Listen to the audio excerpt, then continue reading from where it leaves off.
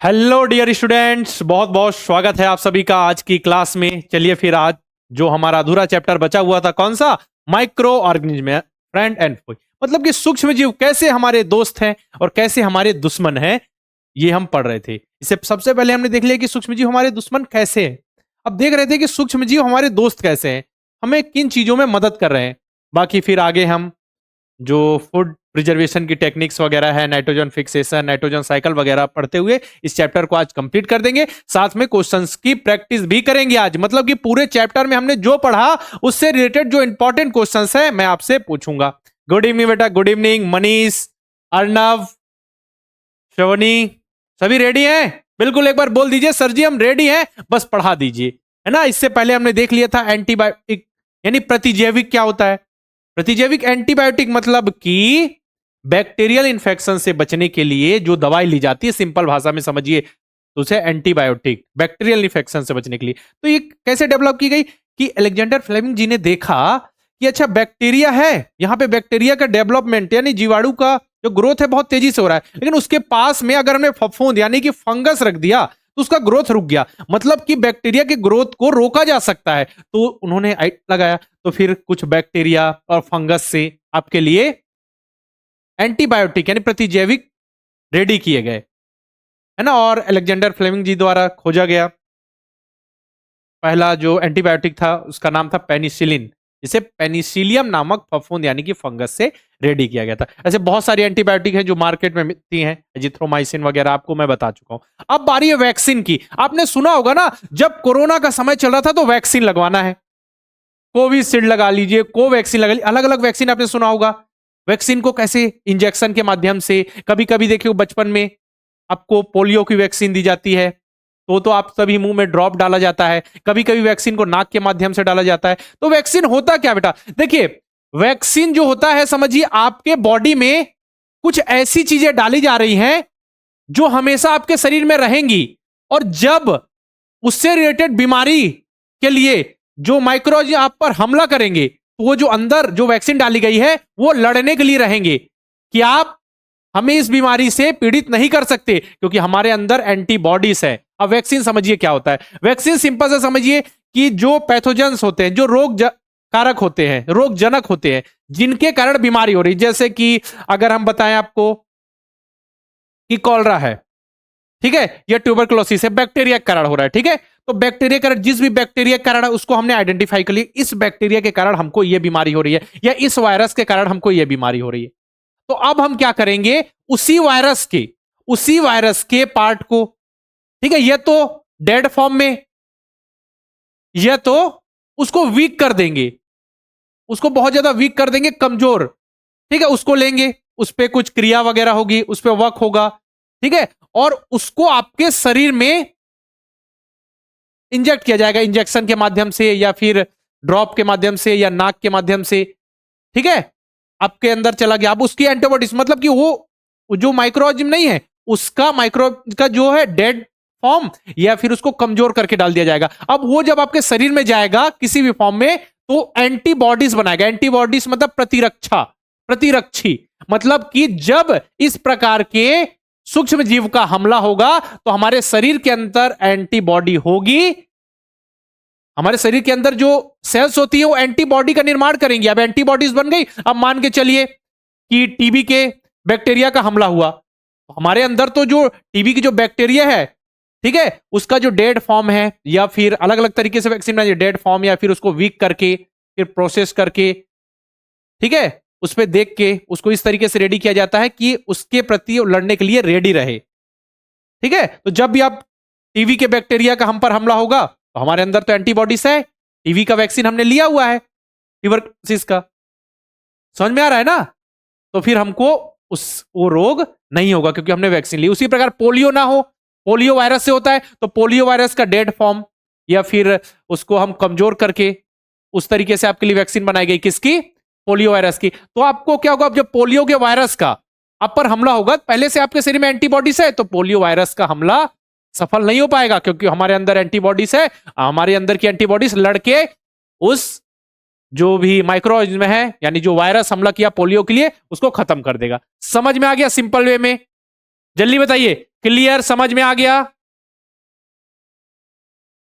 Clear है कि यहां पे वैक्सीन क्या, बस सिंपल भाषा में आपको समझना है कि वैक्सीन क्या है, ठीक है ना? ज्यादा नहीं, इधर उधर नहीं, इधर उधर नहीं जाना, सिंपल वे में हमने समझ लिया वैक्सीन क्या है। कि वैक्सीन जैसे इंजेक्शन होता है बिल्कुल उसी तरीके का हो सकता है, आपको वो इंजेक्शन के फॉर्म में दिया जाए, या फिर आपको मुंह में पिलाया जाए, माउथ में, या फिर नाक में डाला जाए। वैक्सीन एक दवाई है, उसको रेडी कैसे किया जाता है? जैसे कि हमको पता चल गया, आपको एग्जांपल अभी दिया, फिर से बता रहा हूं। जैसे हमको पता है कि पोलियो वायरस से होता है, पोलियो वायरस से होता है, मतलब कि वहां पे सूक्ष्म जीव क्या है? वायरस है। तो जिस वायरस से पोलियो हो रहा है उसी के वायरस को लिया जाएगा, उस वायरस के जो जो वायरस रहेगा उसको वीक कर दिया जाएगा, कमजोर कर दिया जाएगा, या उसके डेड फॉर्म को लिया जाएगा और जो व्यक्ति है उसके शरीर में डाला जाएगा, उसमें प्रोसेस होगा और वैक्सीन रेडी की जाएगी। ठीक है, अब उसको किसी व्यक्ति के शरीर में डाला जाएगा इंजेक्शन के फॉर्म में, माउथ फॉर्म में, या नाक के माध्यम से। अब वो जैसे ही अंदर गया तो अंदर उसने शरीर में जो सेल्स है उसके माध्यम से क्या बना लिया? एंटीबॉडीज। अब एंटीबॉडीज बन गई। अब जब भी फ्यूचर में पोलियो वायरस का आप पर हमला होगा तो अंदर हमारे एंटीबॉडीज है, तो हमारे अंदर की एंटीबॉडीज लड़ने के लिए रेडी रहेगी कि पोलियो के वायरस अब हम पर हमला नहीं कर सकते, क्योंकि हमारे अंदर है एंटीबॉडीज। समझ में आ रहा है? जिसने जिसने पोलियो की वैक्सीन नहीं पी होती उसको पोलियो का खतरा रहता है, जिसने जिसने पी होती उसको पोलियो का खतरा नहीं होता। बोलिए। हाँ, हो जाएगी बेटा, प्रैक्टिस सीट की पीडीएफ वगैरह डाउनलोड हो जाएगी, और टेस्ट मैंने आज अपलोड कर दिया है। ठीक है, फर्स्ट चैप्टर का आपकी प्रैक्टिस सीट भी मिल गई, टेस्ट भी मिल गया। कल मैं बताऊंगा कि टेस्ट में किसने किसने हाँ कितने नंबर हासिल किए। ठीक है, प्रिंस, प्रखर, बिल्कुल। चलिए, वैक्सीन हो गई। अब देखिए, आपके पास एक बहुत ही जबरदस्त लिस्ट है, टेबल में रेडी करके लाया हूं मैं, ताकि आप सभी को एक बार में सारी जानकारी मिल जाए, इधर उधर जाना ना पड़े। ठीक है, वैक्सीनेशन की खोज किसने की? वैक्सीनेशन की खोज की एडवर्ड जेनर ने। ठीक है, इधर उधर नहीं जाना है, एक ही जगह सब कुछ मिल जाएगा। नेक्स्ट है स्मॉल पॉक्स। ठीक है, वैक्सीन की खोज किसने की? वैक्सीनेशन की एडवर्ड जेनर ने।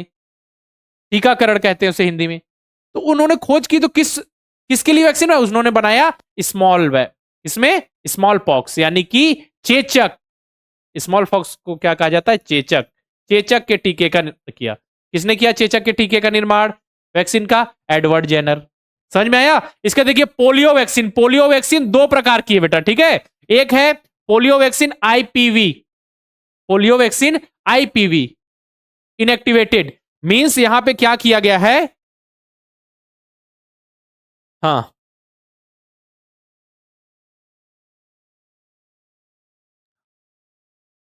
हाँ, इनएक्टिवेटेड मतलब यहां पे मृत जो वायरस है, पोलियो के वायरस को डेड फॉर्म में डाला गया है, और यहां पे क्या है? उसको कमजोर करके गया है। समझ में आ रहा है ना? तो देखिए, अगर पोलियो वैक्सीन आईपीवी की खोज, इनएक्टिवेटेड पोलियो वायरस की खोज किसने की? Doctor Jonas Salk. अगर उसी प्रकार बात करें polio vaccine OPV, oral polio virus, क्या है? ओरल पोलियो वायरस, जो आप सभी पीते हैं, 2 बूंद जिंदगी की, वो क्या है? ओपीवी। इसकी खोज किसने की है? Doctor Albert शॉबिन। नोट करते चलिएगा। रेबीज कुत्ते के काटने से होता है, ये भी क्या है? वायरस के कारण होता है,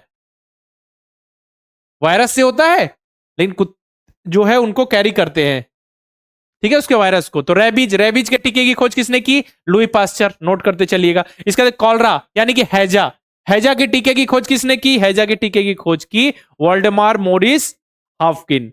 इसके बाद ट्यूबरकुलोसिस यानी टीबी, टीबी के लिए कौन सा वैक्सीन लगता है? BCG vaccine. ठीक है, टीबी, ट्यूबरकुलोसिस की अगर बात करें हम कि उसके टीके की खोज किसने की, तो उसके टीके की खोज की अल्बर्ट कैलमेट एंड कैमली गुइरिन।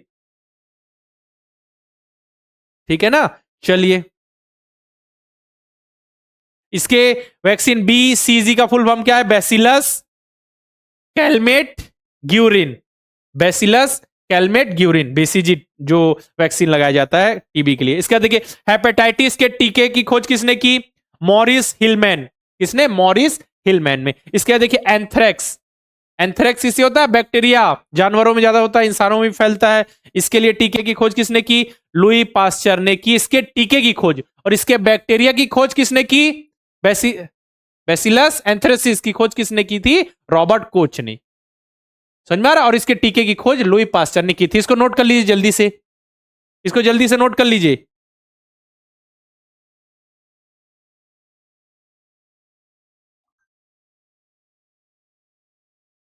हाँ, जल्दी से, बिल्कुल बेटा। इंपॉर्टेंट है बहुत ज्यादा।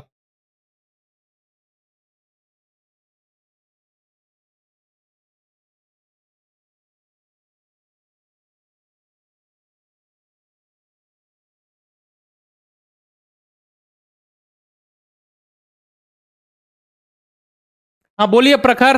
हाँ क्या दिक्कत है बेटा? बोलिए बोलिए प्रखर, मैं देख रहा हूं इसको। हाँ नोट कर लीजिए। देखिए आईपीवी और ओपीवी में ये है बेटा, इनएक्टिवेटेड वायरस, मतलब कि इसमें जो वायरस जैसे बना, जो वैक्सीन बनाई गई उसमें जो वायरस के डेड फॉर्म को यूज किया गया, और इसमें ओपीवी में उसको वीक किया गया, कमजोर किया गया। ठीक है, बहुत सारी बीमारियां हैं जो अलग अलग माइक्रो ऑर्गेनिज्म से हो रही है, यानी सूक्ष्म जीव से हो रही है, तो उनके लिए वैक्सीन बनाई गई ताकि उसको रोकथाम किया जा सके। हेपेटाइटिस आपको बताया ना, लीवर की सूजन होती, लीवर गंदे पानी से होता है। हाँ बिल्कुल, वी कैन नोट बाई, हाँ इसको तो रिकॉर्डिंग से भी नोट कर सकते हैं बिल्कुल। नैतिक बोलिए, देख रहा हूं मैं सब कुछ, है ना। अब चलिए, अब हम क्या देख रहे थे? ये देख रहे थे कि जो सूक्ष्म जीव है हमारे दोस्त किस प्रकार है, तो हमने देख लिया कि वो वैक्सीन में मदद कर रहे हैं। और इसके बाद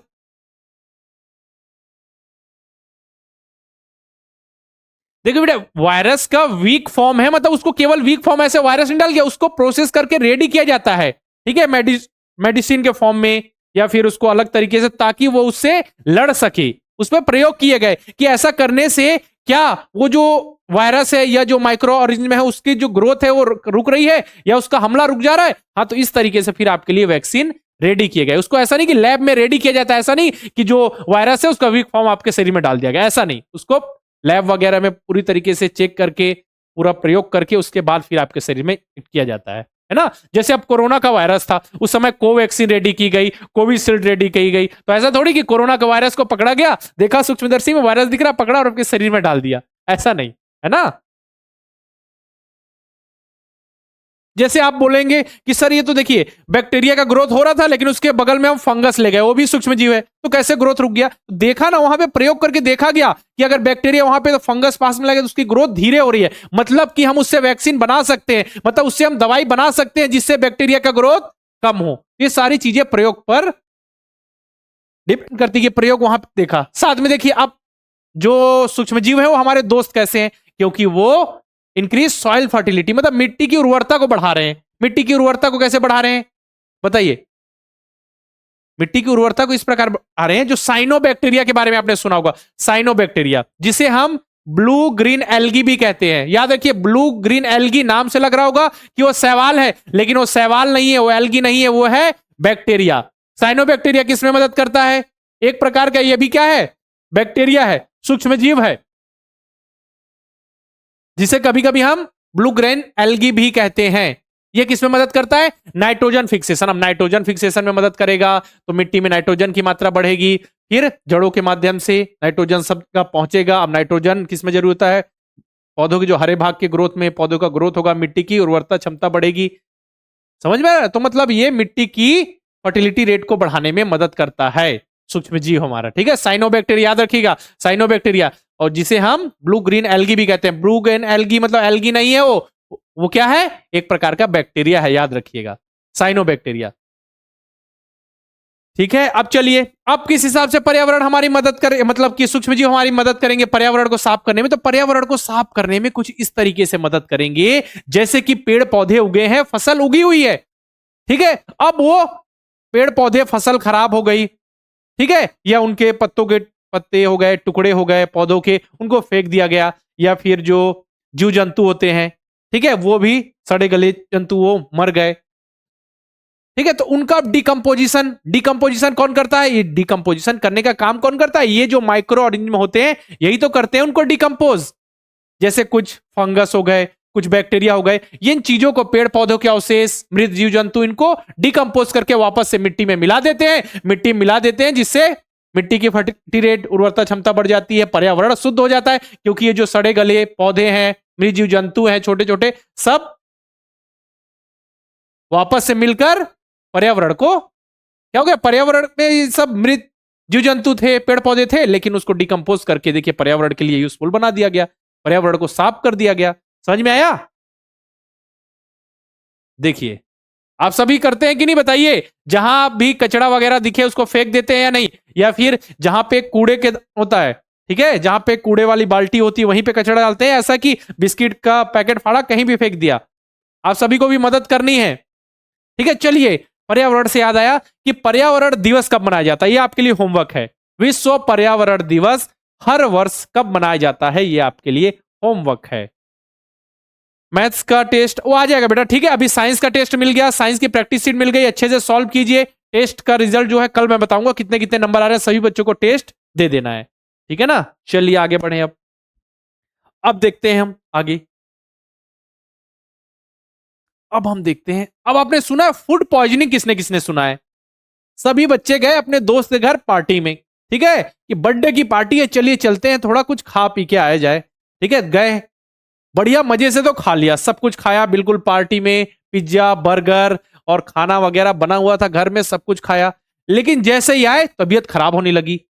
बाद में पता चला, डॉक्टर को दिखाया, इनको तो फूड पॉइजनिंग हो गई। खाद्य विषाक्तन, मतलब कि क्या होता है, कभी कभी भोजन में सूक्ष्म जीव यानी कि माइक्रो ऑर्गेनिज्म का ग्रोथ बढ़ जाता है। अब वही माइक्रो किस में चेंज हो जाते हैं? पॉइजन के रूप में, ठीक है, जो भोजन को पॉइजन के रूप में चेंज कर देते हैं जब ज्यादा हो जाता है सूक्ष्म जीव का ग्रोथ। अब देखिए, आपको पता है ना कि कुछ माइक्रो जो होते हैं सेहत के लिए, हमारे शरीर के लिए और पर्यावरण के लिए, नेचर के लिए हमारे उपयोगी हैं, दोस्त हैं, लेकिन कुछ तो शरीर के लिए रोग का कारण बनते हैं, जंतुओं में, पौधों में, इंसानों में, ठीक है। तो अब वही सूक्ष्म जीव का ग्रोथ हो गया, तो अब उन्होंने क्या किया, भोजन को जहर यानी पॉइजन के रूप में चेंज कर दिया, ठीक है, जिससे अब जो भी आया, जिसने भी खाया होगा फूड पॉइजन, जिसको भी हुई, उल्टी होने लगी, पेट खराब हो गया उनका, ठीक है, बुखार हो गया।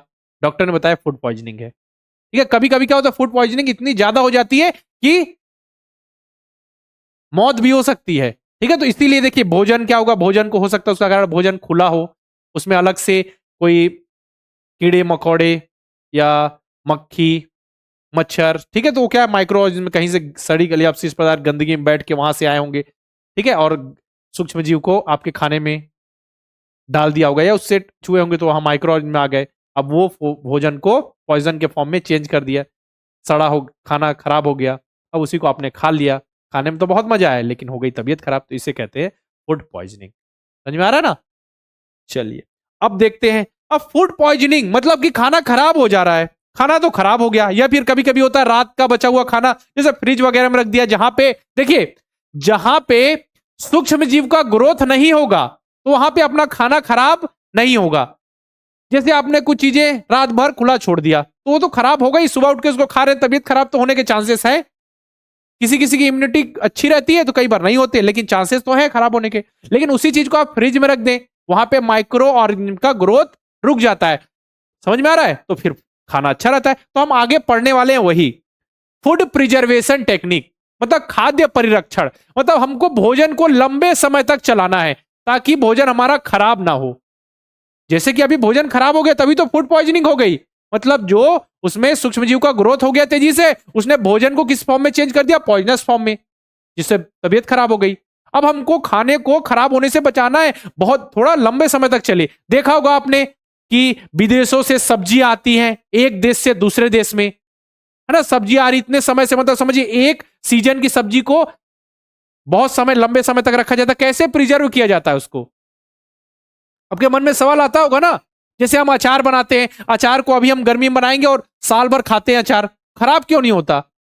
जैसे आपने ये कोई सब्जी लेकर आए, आपने बाहर उसको रख दिया, तुरंत खराब हो जाती है नेक्स्ट डे। लेकिन सारी चीजों को हम प्रिजर्व कैसे करते हैं, यही तो सीखना, यही हमारा चैप्टर है। तो नॉर्मल हम क्या करते हैं, नॉर्मल हम शक्कर का उपयोग करते हैं या नमक का यूज करते हैं या फिर आपका तेल का यूज करते हैं फूड को प्रिजर्व करने के लिए, ताकि वो खराब ना हो। समझ में आ रहा है? जैसे अचार में देखा होगा तेल वगैरह होता है, नमक होता है, जैसे आप मीट हो गया, फिश वगैरह को आप नमक के द्वारा सॉल्ट डालकर उसको प्रिजर्व करते हैं, जेली वगैरह है, ठीक है, इसको हम कैसे प्रिजर्व करते हैं, शुगर डालकर, कुछ चीजों को हम उबाल कर, जैसे दूध को, जैसे दूध को गर्म करते हैं ना, जब भी नीचे दूध वाले भैया है तो आपकी मम्मी और पापा ने बोला दूध लेकर आ बेटा, उसको तुरंत गर्म करो। किसने किसने ये देखा है कि आपके घर में जब भी दूध आता है तो उसको तुरंत गर्म किया जाता है? किसने किसने ये देखा है? ये ऐसा रख दिया जाता है, फिर आराम से सुबह गर्म करेंगे तब तक दूध फट जाता है, क्योंकि उसमें माइक्रो ऑर्गेनिज्म में यानी सूक्ष्म जीव का ग्रोथ होगा, दूध फट जाएगा। दूध फट जाता है, पता है ना? ठीक है, तो अलग अलग तरीके हैं प्रिजर्व करने, अलग अलग भोजन है, अलग अलग फूड है जिसको अलग अलग तरीके से प्रिजर्व किया जाता है। हाँ बिल्कुल, रुचि की मारी हल्दी, कभी नमक, तेल, बिल्कुल सही बेटा। चलिए अब वही देखेंगे, इस खाद्य जो परिसर इसका ऑब्जेक्टिव क्या है, खाद्य परीक्षण यानी फूड प्रिजर्वेशन का ऑब्जेक्टिव क्या है? कुल मिला के हमको क्या करना है, जहां पे नमी होगी बेटा, जहां पे नमी होगी वहां पे माइक्रो ऑर्गेनिज्म का ग्रोथ बहुत तेजी से होगा। हमारा टारगेट क्या है, ऐसे माइक्रो ऑर्गेनिज्म जो रोग फैला रहे हैं, ठीक है, जो खाने को खराब कर रहे हैं, उनके ग्रोथ को रोकना, ठीक है ना? हमारा टारगेट है, यही है फूड प्रिजर्वेशन। फूड प्रिजर्वेशन पर फूड को खराब होने से बचाना, लंबे समय तक यूज के लिए उसको बनाए रखना, यही हमारा टारगेट है। चलिए, अब ऐसा कोई टेम्परेचर तो होगा जहां पे जो सूक्ष्म जीवों का ग्रोथ तेजी से होता होगा। हाँ है जी, बिल्कुल है बिल्कुल है। तो जो 20 से 40 डिग्री के बीच का जो टेम्परेचर आपका, 20 डिग्री सेल्सियस से 40 डिग्री सेल्सियस के बीच का जो टेम्परेचर है, ये क्या है, बिल्कुल उनके लिए फेवरेबल कंडीशन होती है, बिल्कुल फेवरेबल टेम्परेचर होता है, इनमें उनका ग्रोथ तेजी से होता है।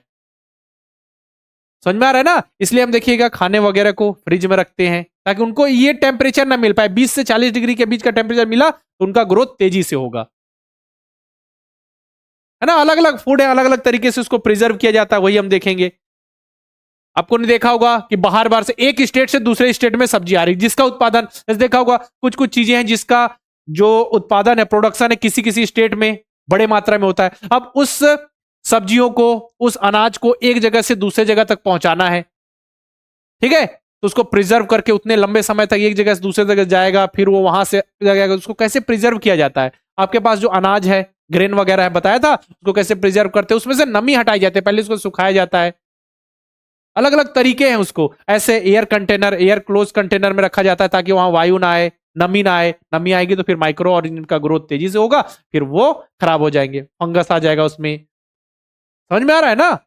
बस वही है। तो उसको हम कैसे प्रिजर्व करें, तो अलग अलग तरीके हैं, नोट कीजिएगा, ज्यादा हार्ड नहीं है, सिंपल सा टॉपिक है बेटा। देखिए कुछ फिजिकल मेथड है, जैसे कि दूध को, पानी को, सब्जी को हम क्या करते हैं, उबाल कर। कुछ चीजों को प्रिजर्व हम कर सकते हैं उबाल कर, पानी गर्म कर लिया, दूध गर्म कर लिया, सब्जियों को भी कई बार उबाल के हम प्रिजर्व कर सकते हैं। सुखा कर, सुखाने से क्या होगा, उसमें से पानी निकल जाएगा, पानी निकल जाएगा मतलब फिर उसमें से चली जाएगी, ठीक है। सूखी चीजों में माइक्रो का ग्रोथ बहुत कम होता है, जहां पे पानी मिल गया बेटा, वाटर, फिर उनका ग्रोथ तेजी से होगा। सुखा करके मसाले, मिर्च, अनाज को हम सुखाकर प्रिजर्व करते हैं। फ्रीजिंग के माध्यम से, देखिए मतलब कि फ्रिज में रखकर ताजे फल हो गए, फल हम लेकर आते हैं, फ्रिज में रख देते हैं। सब्जियां हो गए या डेयरी प्रोडक्ट जैसे, ठीक है, जैसे पनीर वगैरह लाए, तो मांस वगैरह को भी हम प्रिजर्व करने के लिए कहां रख देते हैं, फ्रिज में रख देते हैं। कैनिंग यानी जो डिब्बा बंदी होती है बेटा, डिब्बा बंदी, है ना, डिब्बा बंद करके, जैसे टोमेटो के सॉस को, टोमेटो सॉस का डिब्बा आता है कांच का, ऐसा, उसको देखिए एयर क्लोज कंटेनर में रखा जाता है।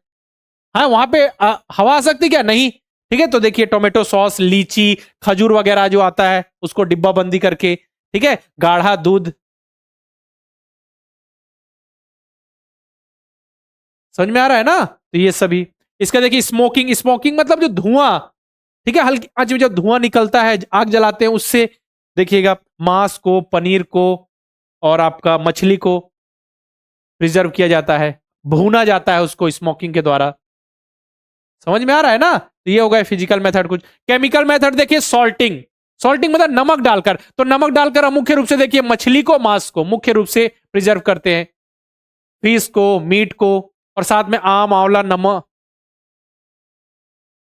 को हम किससे प्रिजर्व करते हैं, नमक डालकर। सॉल्टिंग मतलब नमक द्वारा। इसका देखिए पिकलिंग मतलब अचार बनाकर, पिकलिंग का मतलब क्या है, पिकल मतलब होता है अचार, अचार बनाकर। अगर हम किसी चीज का अचार बना दे तो लंबे समय तक चलेगा। जैसे समझिएगा मेरा एग्जांपल, अगर हम नींबू लेकर आ रहे हैं, ध्यान से सुनिएगा और आप ही आंसर दीजिएगा। मैंने क्वेश्चन आपसे पूछा, हाँ पास्चुराइजेशन भी मेथड अभी सिखाऊंगा, मैं बताऊंगा। अब देखिए मैं लेके आया बाजार से नींबू, एक मैं लेके आया गाजर, और एक लेकर आ गया मैं समझिए मूली लेकर आ गया। अब उसको मैं 2 से 3 दिन तक रख लूं तो खराब हो जाएगा, फिक्स है। नींबू 4 दिन 5 दिन ज्यादा से ज्यादा चलेगा, खराब हो जाएगा। लेकिन मैंने क्या किया, आजकल तो सबके अचार बनने लगे। मैंने गाजर का अचार बना लिया, मूली का अचार बना लिया और नींबू का अचार बना लिया। मतलब उसमें ऑयल मिक्स कर दिया, इसमें मैंने सॉल्ट यानी नमक डाल दिया और जो भी थोड़े मसाले वगैरह वो डाल दिए। ठीक है, तो हमको पता है ऑयल के द्वारा प्रिजर्व किया जाता है, सॉल्ट के द्वारा प्रिजर्व किया जाता है। तो अब हमने उसको अचार बना दिया। तो अब अचार बना दिया तो अचार बनाने से वो चीजें लंबी चलेंगी कि नहीं, बताइए, चलेगी या नहीं? जल्दी से बोलिए, जल्दी बोलिए, जल्दी जल्दी।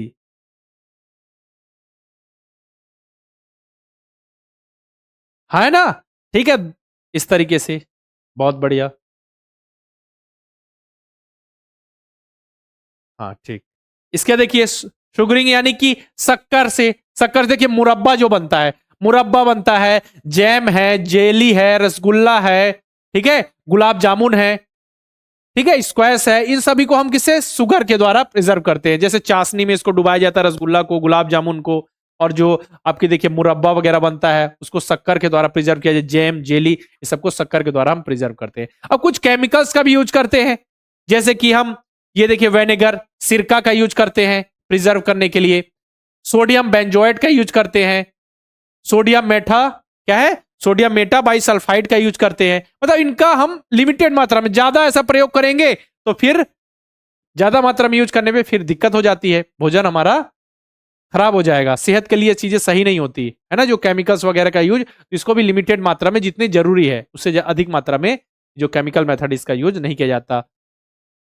ठीक है ना? इसका इसका vinegar, sodium sodium benzoate, sodium मेटाबाई sulphide.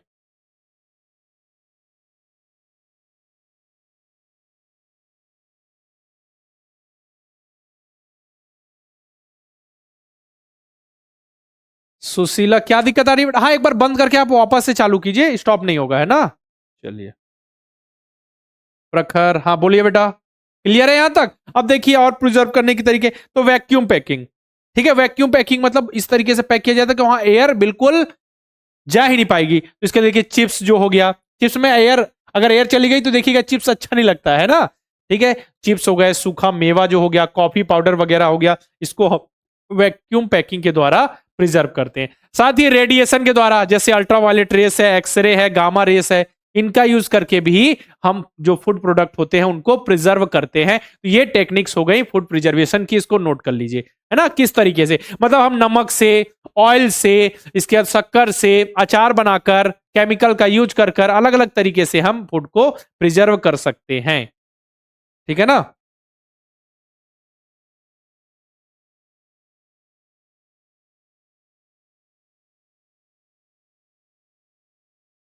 Clear है?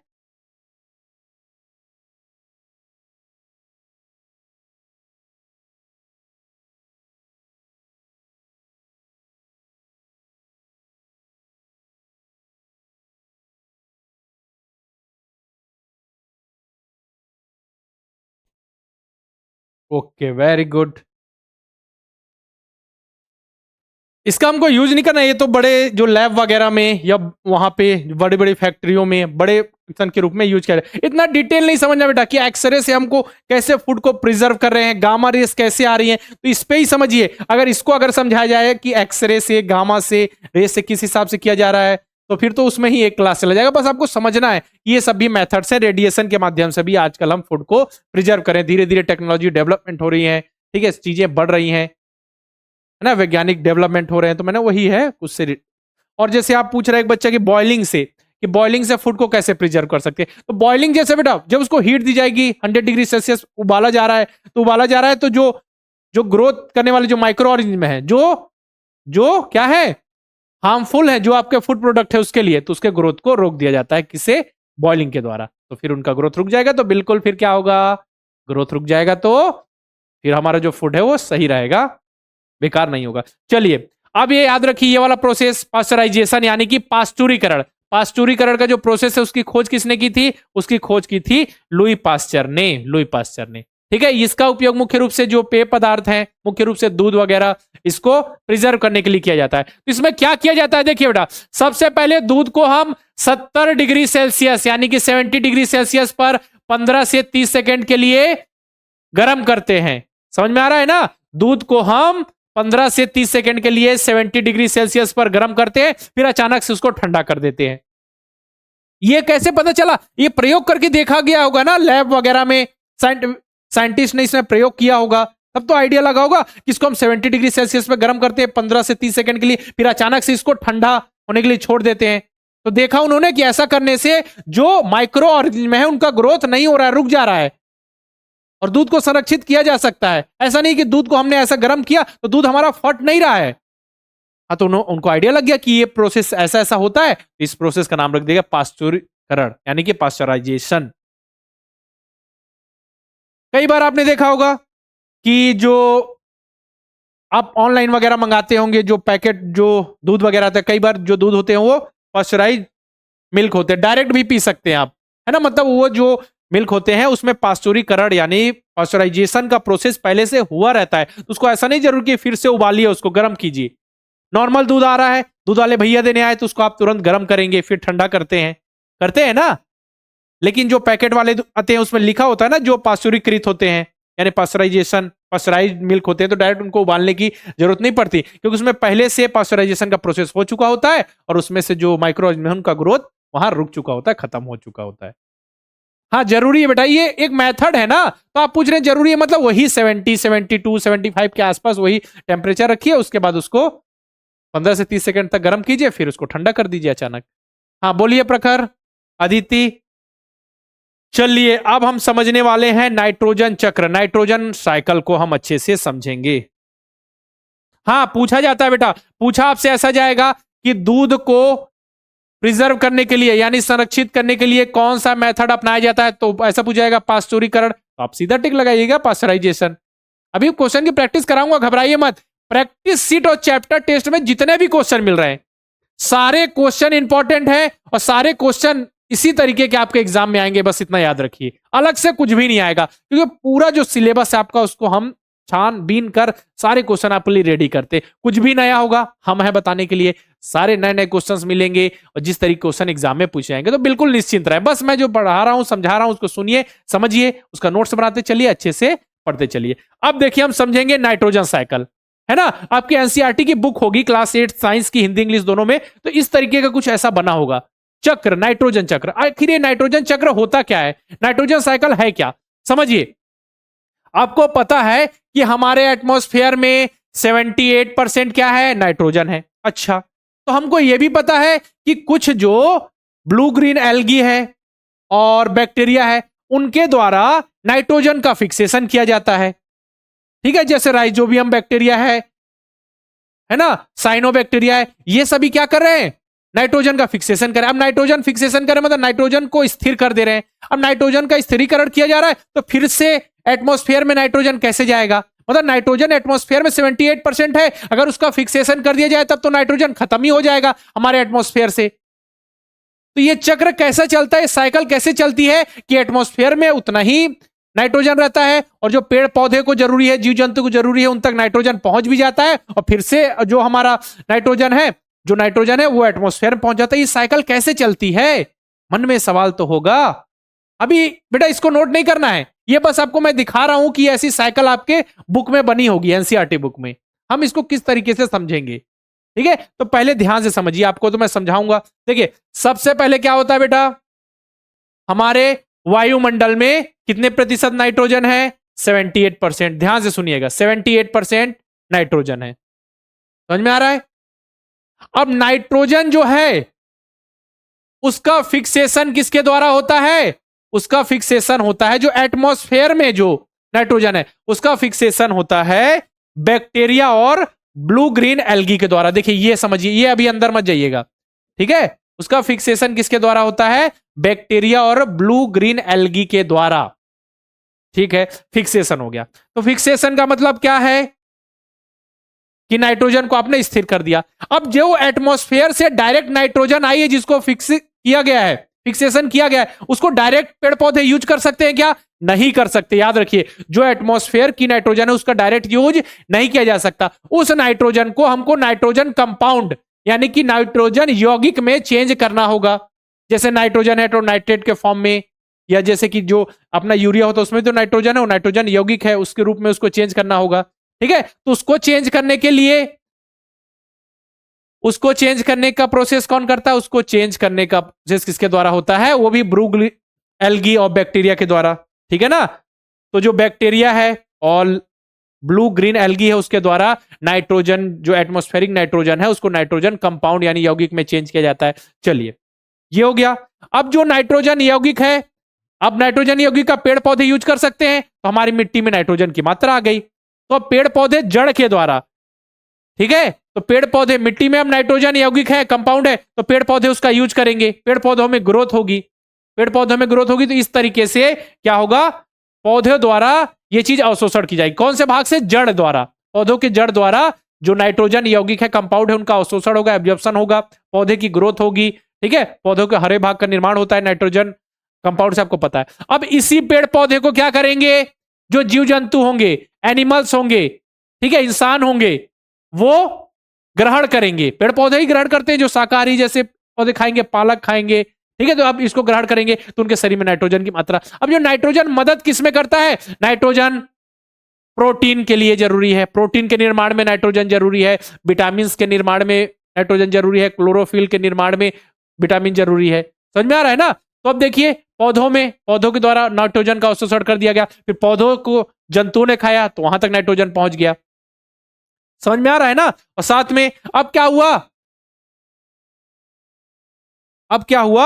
उत्सर्जन एवं जीवों की मृत्यु। जैसे अब उस चीज को शरीर से बाहर निकाल दिया गया, या पेड़ पौधे मर गए, जीव जंतु जिसमें नाइट्रोजन की मात्रा वो खत्म हो गए, ठीक है, तो उसको वापस से डिकम्पोज कर दिया जाता है। किसके द्वारा? माइक्रो ऑर्गेनिज्म के द्वारा डिकम्पोज कर दिया जाता है। मतलब कि अब डिकम्पोज कर दिया गया, डिकम्पोज कर दिया गया, डिकम्पोज किया गया, तो वही डिकम्पोज होने के बाद फिर से वो नाइट्रोजन अपशिष्ट, नाइट्रोजन जो है वो किसमें? मिट्टी में पहुंच जाते हैं, उसके अवशेष मिट्टी में पहुंच गए। समझे? जो नाइट्रोजनी वेस्ट है वो मिट्टी मिल गया। अब नाइट्रोजनी वेस्ट है मतलब कि नाइट्रोजन कंपाउंड है अपने पास। अब इस नाइट्रोजन कंपाउंड को वापस कुछ जो फंगस होते हैं और बैक्टीरिया होते हैं वो किस में कन्वर्ट कर देते हैं? नाइट्रोजन गैस में। फिर से ये नाइट्रोजन गैस कहां चली जाती है? एटमॉस्फेयर में। फिर से एटमॉस्फेयर में चले गई, फिर से क्या होगा? अब ये जो नाइट्रोजन गैस एटमॉस्फेयर में, फिर से आगे प्रोसेस होगा कि फिर से ब्लू ग्रीन एल्गी और बैक्टीरिया उसको नाइट्रोजन फिक्सेशन करेंगे, फिर नाइट्रोजन गैस को नाइट्रोजन यौगिक में चेंज किया जाएगा कंपाउंड में। इसके बाद मिट्टी में वो चीज आ गई, जड़ के द्वारा पौधों की ग्रोथ, जड़ के द्वारा नाइट्रोजन के जो कंपाउंड है पौधों द्वारा अवशोषण होगा। ठीक है, किस भाग से? जड़ के द्वारा। इसके बाद पौधे का ग्रोथ होगा, हरे भागों का ग्रोथ होगा, उसके इसके बाद उसको इंसान खाएंगे, जीव जंतु खाएंगे, वहां तक पहुंच गया नाइट्रोजन। अब जीव जंतु जो हो गए, पेड़ पौधे मर गए, सड़ गए, ठीक है, तो उनका क्या हो जाएगा? डिकम्पोजिशन होगा। डिकम्पोजिशन होगा तो फिर से क्या होगा? मिट्टी में मिल जाएंगे जो नाइट्रोजन अपशिष्ट है। वो नाइट्रोजन क्या है? यौगिक फॉर्म में है, कंपाउंड फॉर्म में, उसका उपयोग कर लेंगे पौधों के ग्रोथ के लिए, वापस से उनका उपयोग हो जाएगा। मतलब कि नाइट्रोजनी वेस्ट है वो किस फॉर्म में है? यौगिक के फॉर्म में, यानी कंपाउंड फॉर्म में। तो फिर से पेड़ पौधे अपनी ग्रोथ के लिए उसका यूज कर लेंगे। मिट्टी की गुणवत्ता क्षमता बढ़ी, पेड़ पौधे का ग्रोथ सही से होगा। अब फिर से अगर इसको क्या चेंज करना है, तो कुछ जो बैक्टीरिया होंगे और आपका फंगस होंगे, वो जो नाइट्रोजन कंपाउंड को वापस से नाइट्रोजन फॉर्म में चेंज करेंगे। ठीक है, फिर से एटमॉस्फेयर में नाइट्रोजन आ गई। और साथ में एक प्रोसेस और है कि तड़ित द्वारा, जो जैसे बिजली वगैरह चमकती है ना, देखिए बिजली वगैरह चमकती है, उससे भी क्या होता है? जो नाइट्रोजन गैस होती है, जो एटमॉस्फेयर में नाइट्रोजन गैस है, उसको किस में कन्वर्ट किया जाता है? नाइट्रोजन कंपाउंड में।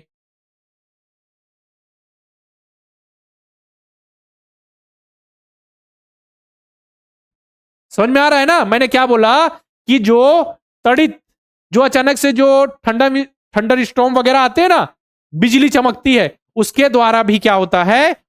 उसके द्वारा भी क्या है? जो नाइट्रोजन एटमॉस्फेयर में जो नाइट्रोजन है उसको किस में कन्वर्ट किया जाता है? नाइट्रोजन कंपाउंड में। यह प्रोसेस मैंने पूरा समझा दिया। चलिए अब इसको ध्यान से सुनिएगा, ठीक है? चलिए, समझ में आ गया सब कुछ? अब देखिए, बिल्कुल अच्छे से समझते चलते हैं। देखिए पहले क्या हो रहा है बेटा, हमारे एटमॉस्फेयर में कितने परसेंट नाइट्रोजन है? 78%, लगभग 78.08 नाइट्रोजन है। ठीक है, अब होगा नाइट्रोजन का स्थिरीकरण। स्थिरीकरण मतलब नाइट्रोजन फिक्सेशन। नाइट्रोजन फिक्सेशन किसके द्वारा किया जाता है? बहुत सारे बैक्टीरिया हैं ब्लू ग्रीन एल्गी है, उसके द्वारा नाइट्रोजन का फिक्सेशन किया गया। लेकिन अब नाइट्रोजन का फिक्सेशन तो हो गया, लेकिन एक किस फॉर्म में? एटमॉस्फेरिक नाइट्रोजन है। एटमॉस्फेरिक नाइट्रोजन का डायरेक्ट प्रयोग किसके द्वारा नहीं हो सकता? पेड़ पौधों के द्वारा। तो क्या होगा? इसको कन्वर्ट किस में किया जाएगा? इसको कन्वर्ट किया जाएगा नाइट्रोजन कंपाउंड में, नाइट्रोजन यौगिक में। तो नाइट्रोजन यौगिक में कन्वर्ट करने का काम कौन करता है? ब्लू ग्रीन एल्गी और बहुत सारे जो बैक्टीरिया होते हैं वो, या फिर आपको बताया ना तड़ित, जिसे हम थंडर स्टॉर्म कहते हैं, उसके द्वारा भी जो एटमॉस्फेयर की नाइट्रोजन है वो चेंज किस में हो जाती है? वो हो जाती है नाइट्रोजन कंपाउंड में। ठीक है, अब यहां से क्या होगा? Next step nitrogen compound.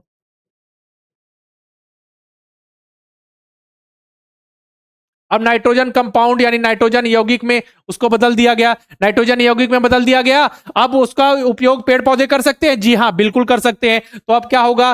पेड़ पौधे ने उस पेड़ पौधे के द्वारा उसका अवशोषण किया गया। मतलब जो नाइट्रोजन की यौगिक है, कंपाउंड है, उसको पौधे के किस भाग से? जड़ द्वारा वो पौधों के सही भागों में पहुंचा गया, पौधे की ग्रोथ हुई। क्योंकि अगर हमारी मिट्टी में नाइट्रोजन की यौगिक है तो उसका ग्रोथ सही होगा, मिट्टी की फर्टिलिटी रेट यानी उर्वर क्षमता जो होगी वो सही होगी, अच्छे से उसमें उपज होगी। अब पौधा तो हो गया, पौधे में ग्रोथ हो, पौधे द्वारा अवशोषण किया। अब उस पौधे को कौन खाएगा?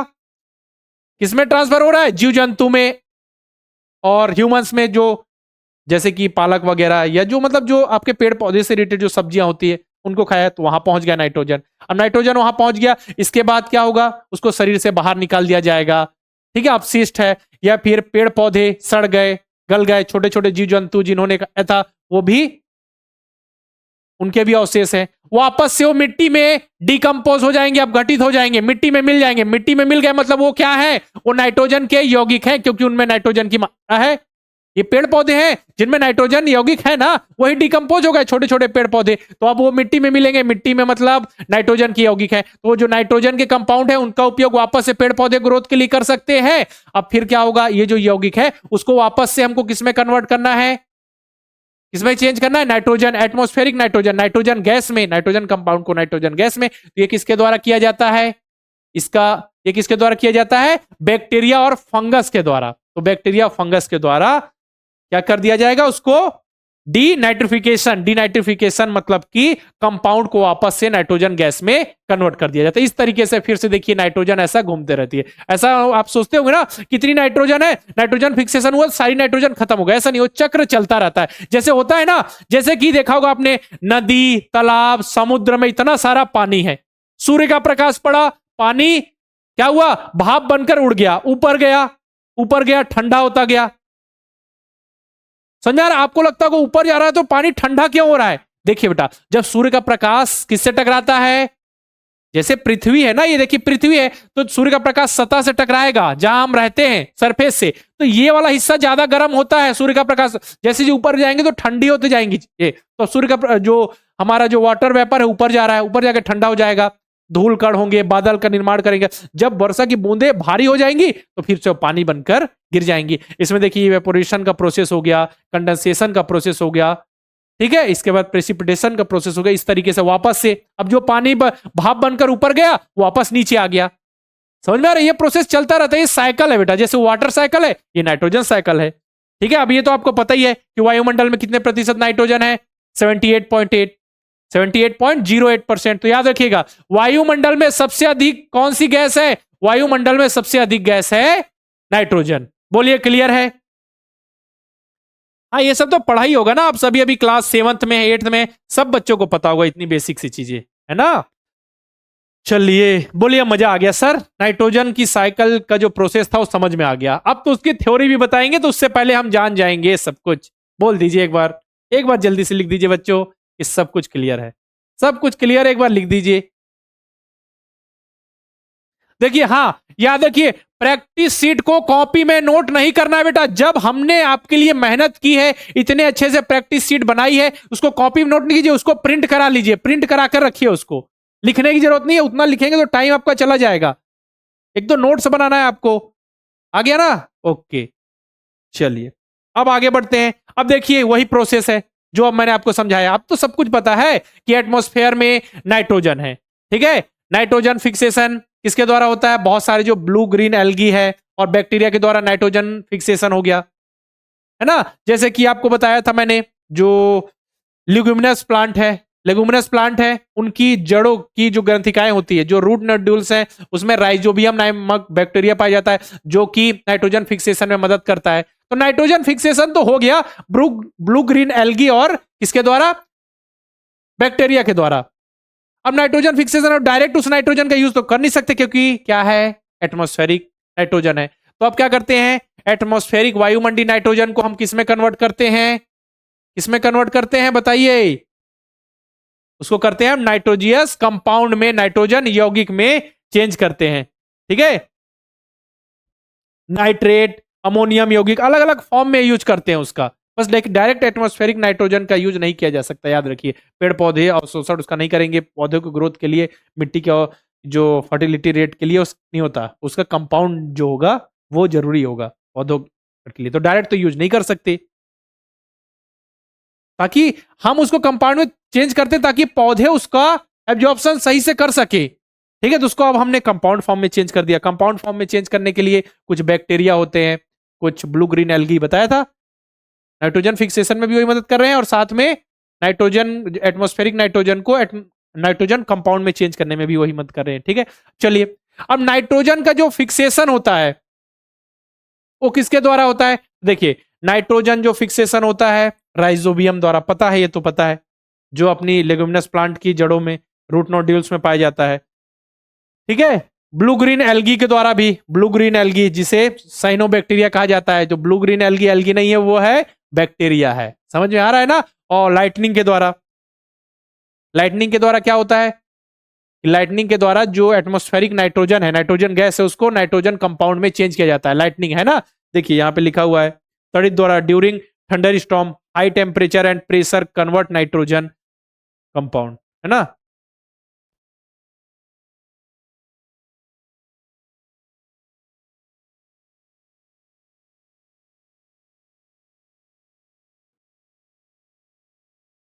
समझ में आ रहा है क्या लिखा है, ड्यूरिंग थंडर स्टॉर्म, जब बिजली वगैरह चमकती है तो उस समय टेम्परेचर हाई होता है, हाई प्रेशर रहता है, तो उस समय क्या होता है, जो ये नाइट्रोजन गैस होती है वो किसमें कन्वर्ट हो जाती है, नाइट्रोजन यौगिक यानी नाइट्रोजन कंपाउंड में। ठीक है, वही लिखा हुआ है कि high temperature and pressure help convert nitrogen into nitrogen compound, तो वही है, हिंदी में भी वही लिखा है, तो नाइट्रोजन कंपाउंड में चेंज हो गया। इस तरीके से नाइट्रोजन फिक्सेशन का प्रोसेस हो गया। नाइट्रोजन फिक्सेशन से जो एटमॉस्फेरिक नाइट्रोजन है उसको हमने किस तरीके से, किस प्रोसेस से हमने चेंज कर लिया, किसमें, इसमें चेंज कर लिया, नाइट्रोजन कंपाउंड में। चलिए अब नाइट्रोजन कंपाउंड है तो नाइट्रोजन अब कंपाउंड फॉर्म में आ गया, यौगिक के फॉर्म में आ गया, तो उसका पौधों के द्वारा अवशोषण कर लिया जाता है।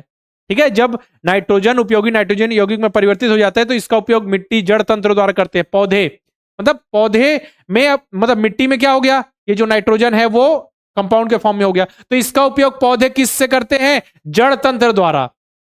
ठीक है, रूट सिस्टम के द्वारा इस नाइट्रोजनी यौगिक का यूज करते हैं अपनी ग्रोथ में, समझ में आ रहा है। और इस नाइट्रोजन का उपयोग करके प्रोटीन का, ठीक है, और जो अन्य कंपाउंड का संश्लेषण करते हैं, सिंथेसिस करते हैं। आपको पता है ना कि नाइट्रोजन जो है प्रोटीन के निर्माण में, विटामिन के निर्माण में और कुछ अलग जैसे क्लोरोफिल वगैरह के निर्माण में जरूरी होते हैं, मतलब समझिए हमारे एटमॉस्फेयर में है, जरूरी है, वो साइकिल चलती रहनी चाहिए, है ना। ऐसा नहीं कि एक जगह बंद हो गया, नाइट्रोजन जो गैस थी वो केवल कंपाउंड फॉर्म में चेंज हुई, कंपाउंड फॉर्म से वापस से गैस में नहीं हुई, तो यहाँ तो नाइट्रोजन की मात्रा ही खत्म हो जाएगी। समझ में आ रहा है ना, बस यही है। वही लिखा हुआ है यहाँ पे कि जो मिट्टी में नाइट्रोजन की यौगिक है वो पौधे के द्वारा किस कैसे अवशोषण किए जाते हैं, पौधे की जड़ भाग द्वारा, क्योंकि जो मिट्टी है, मिट्टी में पौधे का कौन सा भाग रहता है, जड़ वाला ही तो रहता है, तो सारी जो जो नाइट्रोजन यौगिक है उसका अवशोषण पौधों के किसके द्वारा किया जाएगा, जड़ तंत्र द्वारा, रूट सिस्टम के द्वारा।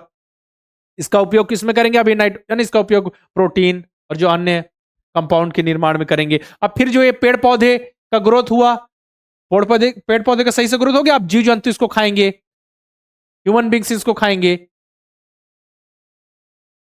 ठीक है, तो उनको भी नाइट्रोजन मिलेगा, प्रोटीन और जो अन कंपाउंड नाइट्रोजन यौगिक मिल जाएंगे जो शरीर के ग्रोथ के लिए भी जरूरी है, प्रोटीन विटामिन के लिए, प्रोटीन विटामिन मिलेगा, शरीर का ग्रोथ होगा, ठीक है, शरीर की बीमारियां बहुत सारी दूर रहेंगी। समझ में आ रहा है ना। अब जैसे अब ये पेड़ पौधे जिसमें नाइट्रोजन की यौगिक है, अब वो सड़ गए, गल गए, छोटे छोटे जीव जंतु ने जो पेड़ पौधे खाए थे वो भी अब मिल गए, उनके अवशेष हैं, तो उनको डिकम्पोज कर दिया जाता है। डिकम्पोज किसके द्वारा किया जाता है?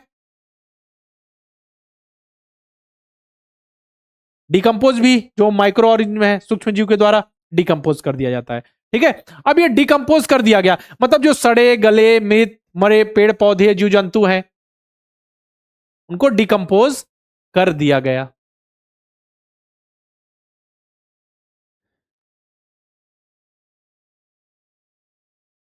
ठीक है, तो अब ये जो जो पेड़ पौधे हैं उसको वापस से नाइट्रोजनी अपशिष्ट में परिवर्तित कर दिया जाता है। समझ में आ रहा है ना? नाइट्रोजन वेस्ट में किसके द्वारा? फंगस और बैक्टीरिया के द्वारा। समझ में आ गया ना कि जब पेड़ पौधे का ग्रोथ हो गया, अब उसको जीव जंतु और जो छोटे जीव जंतु हैं और पेड़ पौधे ने, ठीक है, जीव जंतु और एनिमल्स ने खा लिया, ह्यूमन ने खा लिया। ठीक है, अब इसका जो पेड़ पौधे खराब हो जाते हैं, हो जाते हैं, सड़ गल जाते हैं या डेड हो जाते हैं। ठीक है, छोटे छोटे जीव जंतु भी, मृत पेड़ पौधे जीव जंतु, उसको वापस से डिकम्पोज कर दिया जाता है और किस में चेंज कर दिया जाता है? फंगस और बैक्टीरिया के द्वारा नाइट्रोजन कंपाउंड में, नाइट्रोजियस कंपाउंड यानी कि नाइट्रोजन के कंपाउंड यौगिक फॉर्म में चेंज कर दिया जाता है। ठीक है, तो अब जो ये कंपाउंड फॉर्म में चेंज हो गया, नाइट्रोजन अपशिष्ट है, ये किस फॉर्म में? कंपाउंड के फॉर्म में। तो इसका उपयोग फिर से पेड़ पौधे डायरेक्ट कर लेंगे। अब इसका प्रोसेस है कि नाइट्रोजन एटमॉस्फेयर में भी जाए, तो इसके लिए कुछ जो बैक्टीरिया होते हैं और जो फंगस होते हैं, ये क्या करते हैं? डीनाइट्रिफिकेशन, यानी नाइट्रोजन जो यौगिक है, कंपाउंड है, उसको वापस से नाइट्रोजन गैस में कन्वर्ट करते हैं। ये प्रोसेस हो गया पूरा नाइट्रोजन साइकिल का। इस तरीके से नाइट्रोजन यौगिक वापस से नाइट्रोजन गैस में कन्वर्ट हो जाते हैं, फिर से एटमॉस्फेयर में नाइट्रोजन की मात्रा आ जाती है, फिर से उसका फिक्सेशन किया जाता है, वो प्रोसेस चलता रहता है। बोलिए, मैंने बहुत बार आप सभी को बता दिया, सारी चीजें कर दी क्लियर। क्लियर है ना? चलिए नोट करते जाइए।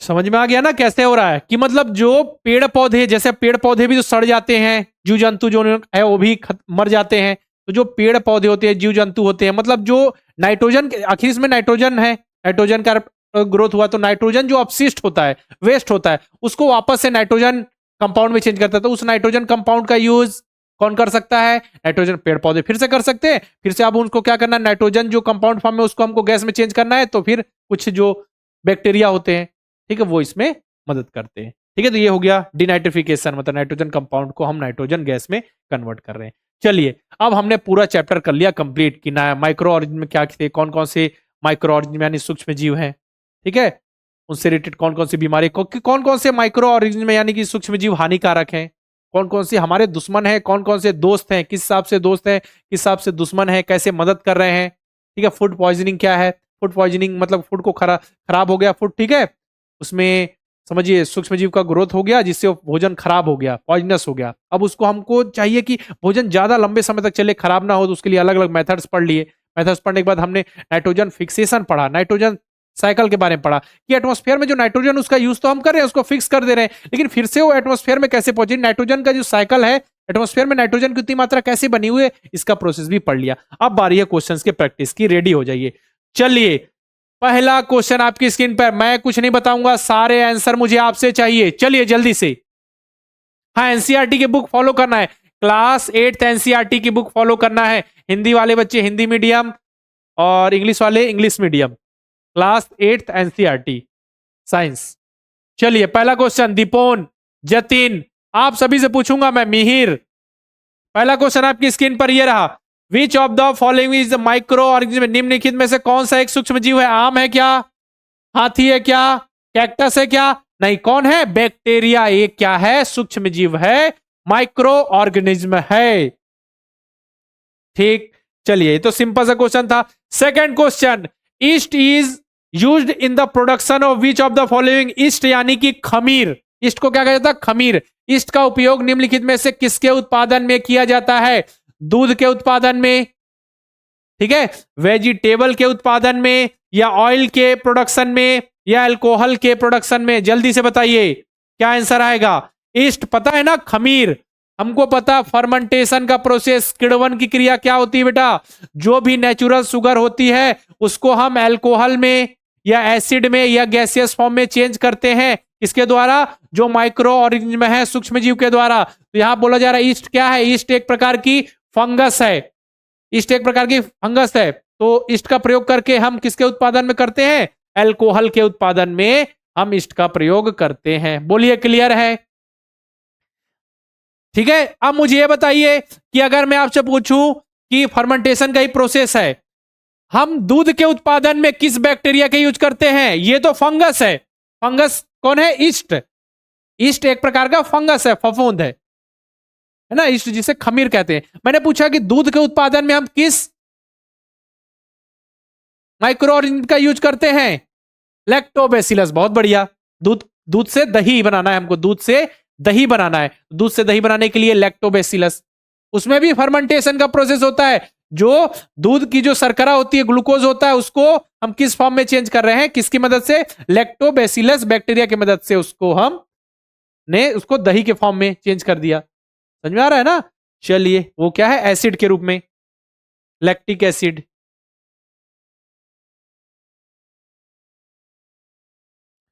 चलिए, थर्ड क्वेश्चन, विच माइक्रो ऑर्गेनिज्म कॉज मलेरिया? जल्दी से बताइए।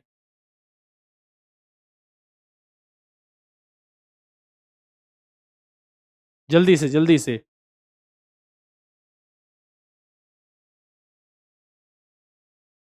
क्या पूछा है? मलेरिया रोग किस कैसे फैलता है? बोलेंगे मच्छर के काटने से फैलता है।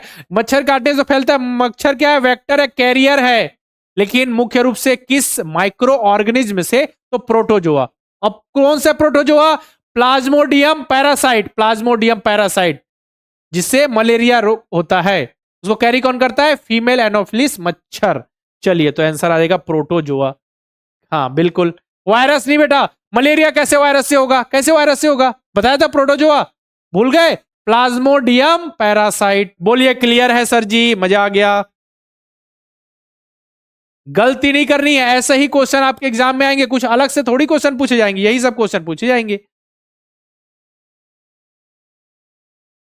हाँ, गलती नहीं करनी है। चलिए, question number 4, which of the following disease is caused by virus? चलिए बताइए, वायरस से कौन सी बीमारी होती है? वायरस से होने वाली बीमारी, टाइफाइड, ट्यूबरक्लोसिस, पोलियो और कॉलरा यानी हैजा। तो देखिए, टाइफाइड तो बैक्टीरिया से होती है, सैल्मोनेला टाइफी, पता है ना? ये- इसका ये भी बैक्टीरिया से, कॉलरा भी बैक्टीरिया से, पोलियो किससे? वायरस से। तो अपना आंसर क्या होगा? ऑप्शन नंबर सी। बी किसने बताया? बी किसने बताया? बी नहीं होगा बेटा, सी आंसर होगा, पोलियो वायरस। हाँ बिल्कुल सही है, पोलियो किससे होता है? वायरस से। क्लियर है? सिंपल सा क्वेश्चन है बेटा, सिंपल सा, बिल्कुल मजेदार और सिंपल सा question. Next, question number 5, which bacteria help in the formation of curd from milk? दूध से दही बनाने के लिए कौन सा बैक्टीरिया मदद करता है? अभी क्वेश्चन पूछा, बहुत इंपॉर्टेंट क्वेश्चन। दूध से दही बनाने में कौन सा bacteria? Lactobacillus. Rhizobium bacteria nitrogen fixation में मदद करता है। सैल्मोनेला टाइफी क्या है बेटा? सैल्मोनेला टाइफी, जिससे जिस बैक्टीरिया के कारण हमको टाइफाइड होता है, वो है। ठीक है ना? तो ऑप्शन नंबर बी हमारे क्वेश्चन नंबर 5 का आंसर है। चलिए, question number 6, which microorganism is use to make bread? मतलब उसको, ब्रेड को हमको फुलाना है, ब्रेड को फुलाने के लिए किस माइक्रो ऑर्गेनिज्म का उपयोग, सूक्ष्म जीव का उपयोग किया जाता है? बैक्टीरिया, शैवाल, ईस्ट या फिर विषाणु? तो देखिए, ब्रेड को फुलाना है तो ब्रेड को फुलाने के लिए हम ईस्ट का उपयोग करते हैं। ईस्ट क्या है? एक प्रकार की फंगस है। ईस्ट क्या है? फंगस है। फंगस मतलब कवक है। अब ये कैसे होता है? इसमें भी क्या होता है? फर्मेंटेशन का प्रोसेस होता है, कि जो भी उसकी जो नेचुरल शुगर होगी, जो नेचुरल प्राकृतिक शर्करा होगी, उसको किसी ना किसी माइक्रो ऑर्गेनिज्म के सहायता से अल्कोहल, एसिड या फिर गैसियस फॉर्म में चेंज किया जाता है। यहां पे ऑक्सीजन प्रेजेंट नहीं होता। जब ये प्रोसेस होता है तो यहां पे कौन सी गैस निकलती है? कार्बन डाइऑक्साइड गैस निकलती है, जिससे वो फूल जाता है। समझ में आ गया? तो आंसर होगा ऑप्शन नंबर सी। अच्छा, टेस्ट में प्रखर कह रहे हैं सर मेरा केवल एक क्वेश्चन रॉन्ग हुआ। अच्छा, और बाकी बच्चे भी टेस्ट दीजिएगा, और टेस्ट के लिए एक नियम याद रखिए कि जो भी क्वेश्चन है, जो भी है आपको टेस्ट पहली बार जो क्वेश्चन सॉल्व करेंगे आप, वही आपका रिजल्ट होगा। मतलब कि एक बार आपने टेस्ट दिया, पहली बार गलती से बंद हो गया या फिर से चालू कर दिया, तो दोबारा आपकी रैंकिंग वो जो पहली बार टेस्ट दिया उसी के बेस पे रैंकिंग डिसाइड होगी। इसलिए जब टेस्ट दें तो बिल्कुल सीरियस होकर, जैसे स्कूल में टेस्ट देते उसी तरीके से पहली बार जो टेस्ट देंगे उसकी रैंकिंग कैलकुलेट होगी। बाकी प्रैक्टिस के लिए तो आप बार बार टेस्ट उसको दे सकते हैं। ठीक, चलिए। Which scientist discovered penicillin? बताइए, पेनिसिलिन की खोज किसने की? किस वैज्ञानिक ने की? बताया था ना, पेनिसिलिन किससे बनाया गया? ये बनाया गया फंगस, पेनिसिलियन नामक फंगस से। इसकी खोज की अलेक्जेंडर फ्लेमिंग ने। पेनिसिलिन क्या है बेटा? एंटीबायोटिक।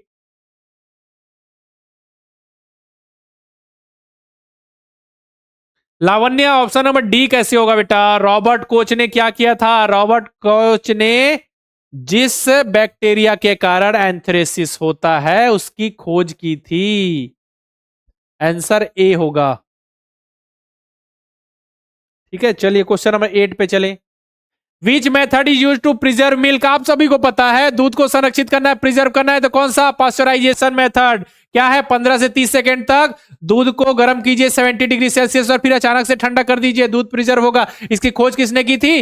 लुई पास्चर ने। बोलिए, क्लियर है? क्लियर है, बहुत बढ़िया बेटा, बहुत बढ़िया।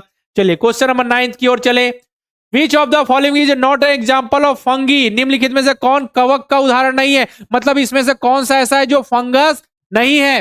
पेनिसिलियम तो एक प्रकार की फंगस है, ठीक है, एप मतलब फंगस, ठीक है। एस्परगिलस भी फंगस है, राइजोपस भी फंगस है, जबकि क्लेमाइडोमोनास जो है वो क्या है? एल्गी है। क्या है? एक कोशिकी, मतलब यूनिसेल्यूलर एल्गी है। ये क्या है बेटा? एल्गी है। ठीक है, तो आंसर होगा ऑप्शन नंबर ए। पूछा है कि कवक कौन सा नहीं है? ऑप्शन नंबर बी, सी, डी तीनों तो क्या है? फंगस यानी कवक है, और जबकि ऑप्शन नंबर ए एल्गी है। बोलिए, क्लियर है? विजय, दानिश, मनीष, बोलिए। सर जी आपने पढ़ाया, गौरव सर आपने पढ़ा दिया, हमको सब कुछ समझ में आ गया। एक बार बोल दीजिए सभी बच्चे, क्लियर है ना? चलिए, बहुत बढ़िया, बहुत बढ़िया। राघवेंद्र, आराध्या, दानिश, मजा आ रहा है सबको पढ़ने में ना? चलिए, ऐसे ही क्वेश्चन आएंगे, कुछ अलग नहीं आएगा। अब देखिएगा, आप मेरी बात सुनिए। अभी हमने 2 चैप्टर पढ़े, एक बार आप इन दोनों चैप्टर को हमने पढ़ा दिया, प्रीवियस ईयर का क्वेश्चन उठा के देखिएगा। 5 से 6 क्वेश्चन आए होंगे, 35 में से एक भी क्वेश्चन गलत हो जाए तो मैं गारंटी लेता हूं कि आप एक भी क्वेश्चन गलत नहीं करेंगे, क्योंकि इतने अच्छे से मैंने पढ़ा दिया है। ठीक है, एक भी क्वेश्चन गलत नहीं करेंगे क्योंकि सब कुछ तो मैंने पढ़ा ही दिया आपको अच्छे से। विच of the following can perform photosynthesis? निम्नलिखित में से कौन प्रकाश संश्लेषण? प्रकाश संश्लेषण क्या? पेड़ पौधों में प्रकाश संश्लेषण क्रिया से अपना भोजन बनाते हैं, पता है, सूर्य के प्रकाश की उपस्थिति में। ठीक है, फंगी, फंगस में नहीं, बैक्टीरिया नहीं, विषाणु नहीं, शैवाल, एल्गी। ठीक है, ब्रू ग्रीन एल्गी जो होता है, जैसे काई वगैरह होती है ना, जो तालाब वगैरह में देखा होगा, हरी हरी। ठीक है, तो इनमें क्या होता है? फोटोसिंथेसिस का प्रोसेस होता है, ये फोटोसिंथेसिस से अपना भोजन बना सकते हैं। ठीक है, मतलब मेनली कहा जाता है इसमें से, अगर ना जाए। अब बोलेंगे कुछ जो शैवाल हैं, कुछ जो एल्गी है, वो तो भोजन नहीं बनाते, तो अलग है। मतलब बता रहा हूं, अगर जनरली पूछा जाए कि इनमें से कौन फोटोसिंथेसिस से अपना भोजन बनाता है या फिर कौन फोटोसिंथेसिस कर सकता है, तो एल्गी जनरली क्या है? फोटोसिंथेसिस कर सकते हैं। ठीक है ना? चलिए, चलिए टाइम ओवर हो गया। 10 क्वेश्चन और है बेटा, जल्दी जल्दी कर लेते हैं, कोई दिक्कत नहीं है। Who discovered the process of vaccination? देखिए, वैक्सीनेशन की खोज किसने की? वैक्सीन की खोज किसने की? एडवर्ड जेनर ने। किसमें? स्मॉल पॉक्स यानी चेचक का टीका। ठीक है ना? स्मॉल पॉक्स के टीके की खोज की, सबसे पहले वैक्सीनेशन की खोज किसने की थी? एडवर्ड जेनर जी ने। लुई पास्चर नहीं बेटा, लुई पास्चर नहीं, लुई पास्चर ने रेबीज के टीके की खोज की, और इसकी एंथ्रेक्स के टीके की खोज की। चलिए आगे, क्वेश्चन नंबर 12। चलिए इस क्वेश्चन को पढ़िए, बताइए। Which statement is true about the micro organism? सूक्ष्म जीव के बारे में कौन सा कथन सही है? चलिए, अब मैं कुर्सी में बैठ जाता हूं, आंसर आप देंगे। मैं देखना चाहता हूं कि आप सभी क्या आंसर देते हैं, मैं नहीं बताऊंगा। आप बताइए मुझे, मैं तो बैठ चुका हूं कुर्सी में। कौन सा आंसर सही होगा? जल्दी जल्दी।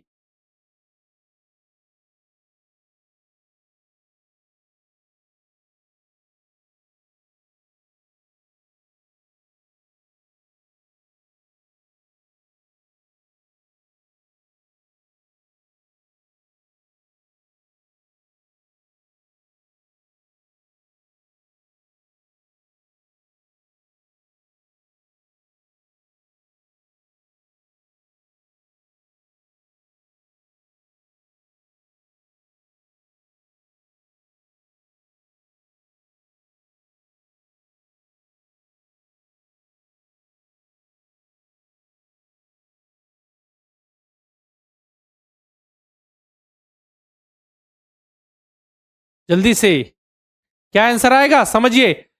सम microorganism are useful while some are harmful. बिल्कुल सही बात है। तो कि कुछ सूक्ष्म जीव होते हैं जो उपयोगी होते हैं, हमारे दोस्त होते हैं, कुछ दुश्मन होते हैं, कुछ हानिकारक होते हैं। सभी सूक्ष्म जीव हानिकारक होते हैं तो गलत है।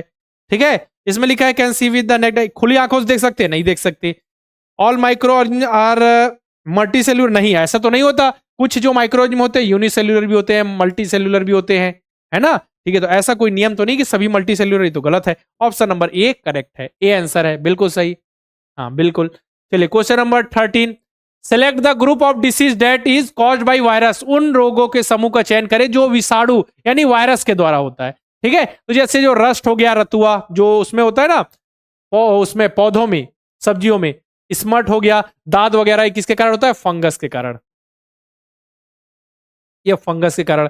और जो कॉलरा हो गया, टाइफाइड, ट्यूबरकुलोसिस, से किससे होता है? बैक्टीरिया से। तीनों जो बीमारियां होती है बैक्टीरिया से। इसका मलेरिया, इसके बाद है अमीबासिस, ये भी प्रोटोजोआ से। स्लीपिंग सिकनेस, ये मक्खी काटने से, पता है ना, बताया था। ये इसमें तो ये प्रोटोजोआ कारण होता है ना। ठीक है, तो ये प्रोटोजोआ। इसके बाद अब देखिए, ये फंगस से, बैक्टीरिया से प्रोटोजोआ। इसके बाद जो कॉमन कोल्ड वायरस, इन्फ्लुएंजा जो सर्दी जो नॉर्मल जो होता है वो भी इससे, फ्लू वगैरह ये किससे? वायरस से। डेंगू भी वायरस से। तो वायरस से हमसे पूछा क्या गया है कि विषाणु के कारण कौन से रोग होते हैं? विषाणु से होने वाले रोग हैं, ऑप्शन नंबर डी। क्लियर है? देखिए सब पढ़ाया है इसलिए सब कुछ आ रहा है, ऐसा नहीं अभी आप नहीं पढ़े होते और सारे क्वेश्चन देते तो डाउट आता, लेकिन जब पढ़े हुए हैं तो क्या दिक्कत। अब नेक्स्ट क्वेश्चन है, which of the following material can be decompose by micro organism. निम्नलिखित में से किस पदार्थ का अपघटन सूक्ष्म जीवों द्वारा किया जाता है? जल्दी से बताइए, किस पदार्थ का अपघटन? बताइए, प्लास्टिक का अपघटन हो सकता है, कितना हार्ड है, इसका अपघटन हो सकता है। कांच का नहीं हो सकता, धातु का नहीं हो सकता। वेजिटेबल मतलब जो सब्जियों के छिलके होते हैं, पेड़ पौधे के अवशेष होते हैं, उसका जो अपघटन है, डिकम्पोजिशन है, वो पेड़ पौधों मतलब कि माइक्रो ऑर्गेनिज्म के द्वारा होता है। ये देखिए, इसमें से किसका हो सकता है डिकम्पोजिशन? सूक्ष्म जीव के द्वारा, वेजिटेबल पिल्स। हाँ ठीक। Question number 15, which of the following statement is correct regarding micro organism. मतलब सूक्ष्म जीव के बारे में कौन सा कथन सही है? जल्दी से बता दीजिए। बताइए कि बैक्टीरिया जो है हमेशा अकेले रहते हैं? नहीं, बैक्टीरिया क्या है? ग्रुप में रहते हैं। ठीक है, ये हो गया गलत। ऐसे कुछ बैक्टीरिया हैं, है ना, जो रहेंगे लेकिन ज्यादा क्या है, ग्रुप में रहते हैं, तो ये गलत स्टेटमेंट है, हमेशा की बात हो गई इसलिए। इसका लिखा है amoeba lives in group, fungi lives alone, ये भी गलत है। अमीबा तो स्वतंत्र है, फ्रीडम, बिल्कुल अकेला रहता है अमीबा। फंगी ग्रुप में रहते हैं, ये भी गलत है। Amoeba can live alone while fungi and bacteria live in group, बिल्कुल सही बात है कि अमीबा जो अकेले स्वतंत्र फ्री लिविंग है, जबकि जो फंगस है और जो कुछ फंगस और बैक्टीरिया है वो ग्रुप में रहते हैं, सही बात है। और ये देखिए, इसमें लिखा fungi and amoeba both live in group, ये भी गलत है। सिंपल सा आंसर है अपना ऑप्शन नंबर सी।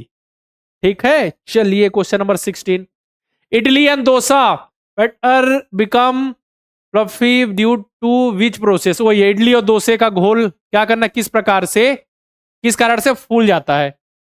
तो ये तो बताइए, इडली और डोसे का घोल बनाना है, मैंने प्रोसेस बताया ना, फर्मेंटेशन के प्रोसेस से, किण्वन की क्रिया से बताया। तो किण्वन की क्रिया क्या है? जो नेचुरल शुगर होता है उसको सूक्ष्म जीव की सहायता से एल्कोहल, एसिड और गैस में कन्वर्ट किया जाता है।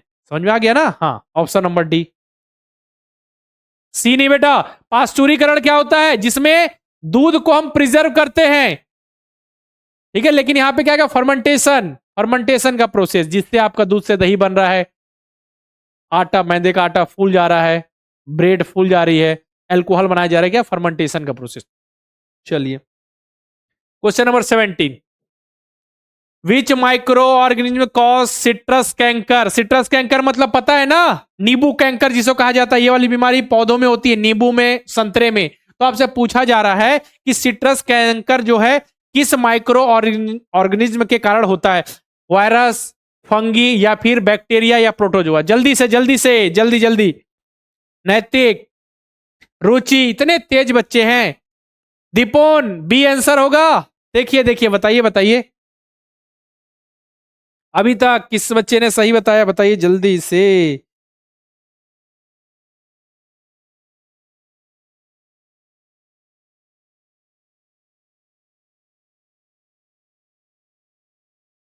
अभी तक किसी का आंसर तो नहीं आया। देखिएगा लिखवाया एक टेबल बना के मैंने, सिट्रस कैंकर किससे, सिट्रस कैंकर बेटा नींबू कैंकर किसे जिसे कहा जाता है, नींबू में, संतरे में, ऐसे में होता है क्या, ये बैक्टीरिया के कारण होने वाला रोग है बेटा,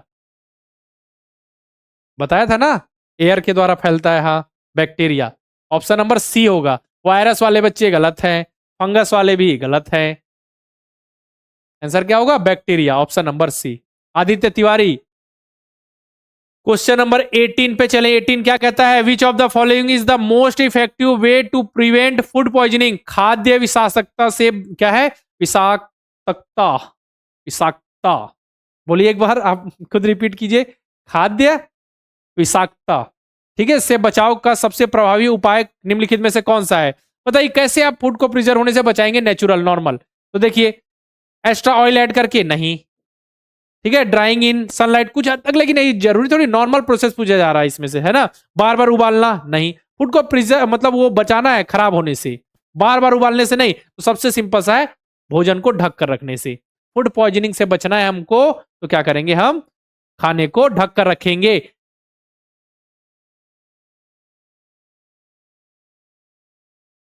क्योंकि क्या होता है, खाना खुला छूटा होता है, बाहर से कीड़े मकोड़े आते हैं, गंदगियों में बैठकर गंदी गंदी जगह में वहां आते हैं, खाने में चले जाते हैं, ठीक है, उसमें फिर माइक्रो ऑर्गेनिज्म का ग्रोथ होता है, माइक्रो ऑर्गेनिज्म जो होते हैं वो उसको पॉइजनस फॉर्म में चेंज कर देते हैं, खाना खराब हो जाता है, सड़ जाता है, उसी को आप खा लेते हैं, फिर नॉर्मल खाने में तो मजा आ गया, लेकिन फिर आपकी तबीयत खराब हो जाती है, समझ आ रहा, उल्टी हो रहे हैं, दस्त हो रहे हैं, बुखार आ गया। हाँ चलिए, इसके बाद question number 19, what are the communicable disease, पता है ना, संचारी रोग जो एक व्यक्ति से दूसरे व्यक्ति में फैलते हैं, option number D, disease that spread from one person to another, vitamin की कमी से नहीं, वृद्धावस्था में नहीं, नहीं बिल्कुल नहीं, ठीक है, क्या है, कम्युनिकेबल डिसीज जो एक व्यक्ति से दूसरे व्यक्ति, आपको पता है इन्फेक्शियस डिसीज भी बता चुका हूं, कम्युनिकेबल डिसीज भी बता चुका हूं, और जितने भी जो कम्युनिकेबल डिसीज होती है, संचारी रोग होते हैं, वो इन्फेक्शियस जरूर होते हैं, लेकिन जितने भी इन्फेक्शियस है वो कम्युनिकेबल होना जरूरी नहीं है। इन्फेक्शियस जैसे जो माइक्रो ऑर्गेनिज्म यानी सूक्ष्म जीव के कारण हो रहे हैं, जैसे टेटनस है, वो सूक्ष्म जीव के कारण हुआ, जैसे टेटनस, जैसे लोहे की जो जंग वगैरह लगी वहां पे गए, टेटनस आपको गया, बैक्टीरिया के कारण हो रहा है वो, ठीक है, हो गया। तो अब एक व्यक्ति से दूसरे व्यक्ति में फैलेगा क्या, नहीं, वो केवल इन्फेक्शियस है, वो कम्युनिकेबल नहीं है। लेकिन आपको टीबी हो गया, टीबी भी बैक्टीरिया से हो रहा है, लेकिन टीबी जिसको हुआ उसके आसपास आप रहेंगे तो एयर ड्रॉपलेट आ गया, उसने छींका खांसा, ठीक है, तो वो क्या होगा, एयर ड्रॉपलेट के द्वारा या जैसे जूठा वगैरह निकाले उसके संपर्क में है तो फिर आपको फैल सकता है, फिर वो टीबी, है ना, मतलब एक कम्युनिकेबल एक व्यक्ति से दूसरे व्यक्ति में फैल रहा है। चलिए, ये क्वेश्चन आपके एग्जाम में आया हुआ है, पिछले साल आपके एग्जाम में पूछा गया है, ये नवोदय विद्यालय क्लास 9th में, इसका आंसर दीजिए। क्वेश्चन क्या है, micro organisms which can convert nitrogenous waste found in dead plants and animal into nitrogenous compound to be used by plant again are, वे सूक्ष्म जीव जो निर्जीव पौधे या मृत पौधे और जंतुओं में पाए जाने वाले नाइट्रोजनी अपशिष्ट को नाइट्रोजन यौगिक में परिवर्तन कर देते हैं, जिन्हें पौधों द्वारा दोबारा प्रयुक्त किया जा सकता है, वो कौन है, किनके द्वारा नाइट्रोजनी जो वेस्ट होते हैं, मतलब जो पेड़ पौधे, अभी बताया था नाइट्रोजन साइकिल में कि जो पेड़ पौधे जीव जंतु मर जाते हैं, डेड हो जाते हैं, अब वो क्या हो गया, नाइट्रोजनी वेस्ट है, उनको वापस से हमको नाइट्रोजन कंपाउंड में चेंज करना है ताकि पेड़ पौधे उसका वापस से उपयोग कर सके, तो उसके लिए हम किसका यूज करते हैं, उसके लिए कौन से माइक्रो ऑर्गेनिज्म जिम्मेदार हैं जो नाइट्रोजनी वेस्ट को चेंज करते हैं नाइट्रोजन कंपाउंड में, तो कौन है, bacteria and fungus, option number C. A नहीं बेटा, ए नहीं आएगा, bacteria and blue green algae क्या करते हैं, जो एटमॉस्फेरिक नाइट्रोजन है उसके फिक्सेशन में मदद करते हैं, नाइट्रोजन गैस को नाइट्रोजन कंपाउंड में चेंज करने में कौन मदद करते हैं, ये। लेकिन क्या बोला जा रहा है कि जब नाइट्रोजन कंपाउंड में चेंज हो गया, उसका पेड़ पौधे यूज कर लिए, पेड़ पौधे ने यूज किया, फिर जीव जंतुओं ने भी उसका यूज कर लिया, एनिमल्स ने यूज कर लिया, अब क्या होगा, जो पेड़ पौधे मर गए, सड़ गए, छोटे छोटे जीव जंतु जो मृत डेड हो गए, अब वो जो अपशिष्ट है तो है, वो वेस्ट ही तो है, वो नाइट्रोजन वेस्ट है, अब नाइट्रोजन वेस्ट को वापस से हमको चेंज करना है किसमें, नाइट्रोजन कंपाउंड में, तो किसके द्वारा किया जाता है, वो फंगस और बैक्टीरिया के द्वारा किया जाता है। अब जो नाइट्रोजन कंपाउंड है वापस उसका पेड़ पौधे यूज कर सकते हैं, अब हमको नाइट्रोजन कंपाउंड को वापस किसमें चेंज करना है, नाइट्रोजन गैस में, तो नाइट्रोजन गैस में वापस चेंज करने के लिए बैक्टीरिया, कुछ बैक्टीरिया होते हैं जो कन्वर्ट कर देते हैं इस तरीके से नाइट्रोजन गैस वापस एटमॉस्फेयर में। तो पूछा है कि जो नाइट्रोजनी वेस्ट है उसको नाइट्रोजन गैस में, मतलब नाइट्रोजन कंपाउंड में चेंज करना है, तो किसके द्वारा किया जाता है? कुछ फंगस और बैक्टीरिया के द्वारा। तो ऑप्शन नंबर सी बिल्कुल करेक्ट आंसर होगा। हाँ, दिखा दूं मैं आपको? चलिए सर जी दिखा दीजिए। देखिए अभी मैंने बताया आपको, देखिएगा अभी मैं आपको दिखाता हूं ये चीज। देखिए देखिए यहां पे लिखा हुआ when the plants and animal die bacteria and fungi, देखिए bacteria and fungi present in soil convert, मतलब मिट्टी में जो बैक्टीरिया और फंगस यानी कि कवक होते हैं वो क्या करते हैं? जो नाइट्रोजनी वेस्ट है, पेड़ पौधे मर गए, जीव जंतु मर गए, सड़ गए, ठीक है, तो अब जो नाइट्रोजनी वेस्ट है मिट्टी में, अब हमारे पास क्या है? बैक्टीरिया फंगस है, वो क्या नाइट्रोजनी वेस्ट को नाइट्रोजन कंपाउंड में कंपाउंड में कन्वर्ट कर देता है। अब नाइट्रोजन कंपाउंड में चेंज हुआ तो उसका पेड़ पौधे फिर से यूज कर सकते हैं। अब नाइट्रोजन कंपाउंड को वापस से हमको क्या करना है? नाइट्रोजन गैस में कन्वर्ट करना है, तो उसके लिए बैक्टीरिया होते हैं कुछ, ठीक है। तो नाइट्रोजनी वेस्ट को नाइट्रोजन कंपाउंड में कौन? सड़े गले जो पेड़ पौधे होते हैं, जो जंतु होते हैं, वो नाइट्रोजनी वेस्ट है, उनको कन्वर्ट करना है किसमें? नाइट्रोजन कंपाउंड में, तो उसके लिए फंगस और बैक्टीरिया होते हैं। और जो एटमॉस्फेरिक गैस है उसको नाइट्रोजन कंपाउंड में चेंज करने के लिए bacteria and blue grain algae. बोलिए क्लियर है? चलिए मेरा भी गला अब बैठ चुका है, मैंने चिल्ला चिल्ला कर आपको ये पूरा चैप्टर आपके लिए कंप्लीट कर दिया, अच्छे से समझा दिया। बोल दीजिए एक बार, सर जी सब कुछ समझ आ गया। एक बार बोल दीजिए कि गौरव सर हमको सब कुछ समझ आ गया, जो जो आपने बताया, फर्स्ट चैप्टर भी सेकंड चैप्टर भी। फर्स्ट चैप्टर की प्रैक्टिस सीट सॉल्व कर लीजिएगा, चैप्टर टेस्ट अच्छे से दीजिएगा, ठीक है, और सेकंड चैप्टर कंप्लीट हो गया। इस वीक आपका टेस्ट हो जाएगा, सैटरडे को प्रैक्टिस सीट दी जाएगी और संडे को आप सभी का टेस्ट हो जाएगा। इसी तरीके से फिर नेक्स्ट चैप्टर हम स्टार्ट करेंगे, इसी तरीके से उत्साह से पढ़ेंगे और सीखते हुए चलेंगे। जिन बच्चों को थोड़ी भी दिक्कत हो रही हो एक बार रिवाइज कीजिए, जो नए बच्चे जुड़ रहे हैं एक बार वापस से देखिए, अभी तो कम ही क्लासेस हुई हैं तो अच्छे से उसको वापस से आप जल्दी से रिवाइज कर सकते हैं, चीजों को आप सीक्वेंस में बराबर में आ सकते हैं, ठीक है। चलिए बेटा फिर आज की क्लास को हम यहीं तक रखते हैं, मिलते हैं फिर नेक्स्ट क्लास में, तब तक के लिए अलविदा, गुड नाइट।